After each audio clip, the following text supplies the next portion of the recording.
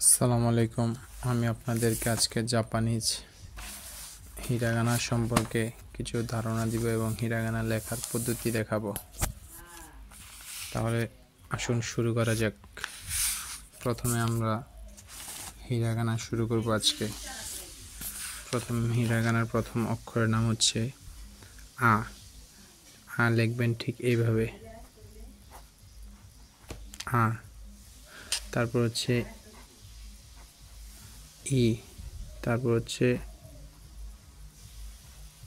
ও, তারপর হচ্ছে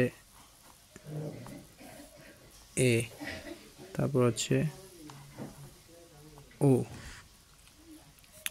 তারপর হচ্ছে কা, তারপর হচ্ছে কি, তারপর হচ্ছে কু, তারপর হচ্ছে কে, তারপর হচ্ছে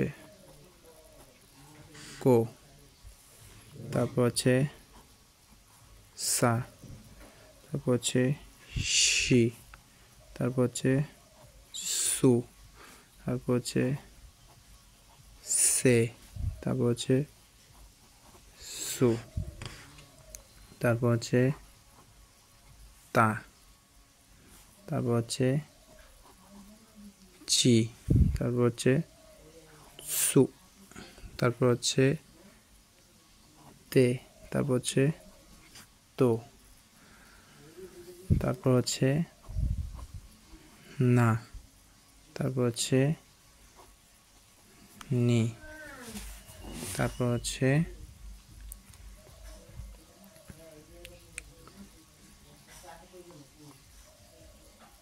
নো, তারপর হচ্ছে নে, তারপর হচ্ছে নো, তারপর হচ্ছে হা, তারপর হচ্ছে হি, তারপর হচ্ছে ফু। এটাকে কেউ ফু বলে, কেউ হু বলে। তারপর হচ্ছে হে, তারপর হচ্ছে হো, তারপর হচ্ছে মা, তারপর হচ্ছে মি, তারপর হচ্ছে মু, তারপর হচ্ছে মে, তারপর হচ্ছে মো। এগুলো একদম সহজ, চাইলে আপনারা একদিনে শিখে ফেলতে পারবেন। তারপর হচ্ছে ইয়া, তারপর হচ্ছে ইয়ো, তারপর হচ্ছে ইয়ো, তারপর হচ্ছে রা, তারপর হচ্ছে রি, তারপর হচ্ছে রু, তারপর হচ্ছে রে, তারপর হচ্ছে রো, তারপর হচ্ছে ওয়া, তারপর হচ্ছে উ, তারপর হচ্ছে ন। দেখুন একদম সহজ, আপনারা চাইলে 5 মিনিটের মধ্যে এগুলো শেষ করে ফেলতে পারবেন। এখন চলুন আরেকবার দেখা যাক এগুলো কি।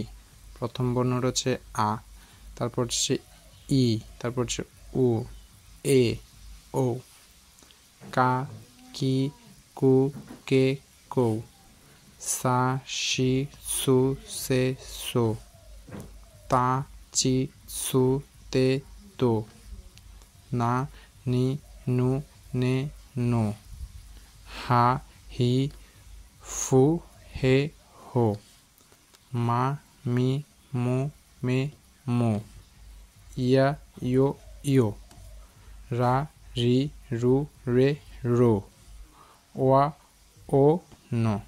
হিরাগানার স্বাভাবিক যে বর্ণমালা এগুলো প্রায় শেষ। তারপর যে বর্ণমালাগুলো আছে সেগুলো হচ্ছে তেন বর্ণ এবং হচ্ছে মারু বর্ণ।